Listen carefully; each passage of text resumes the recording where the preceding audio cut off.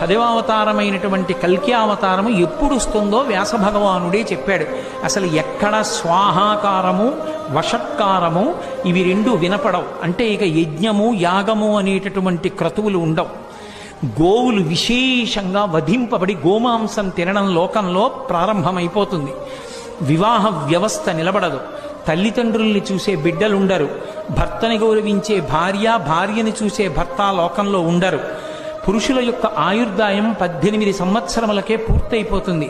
స్త్రీలు కేశపాశములను విరబోసుకుని తిరగడమే లోకంలో పెద్ద విశేషమైనటిదిగా అయిపోయి జట వేసుకునేటటువంటి సాంప్రదాయం విచ్ఛిన్నమైపోతుంది.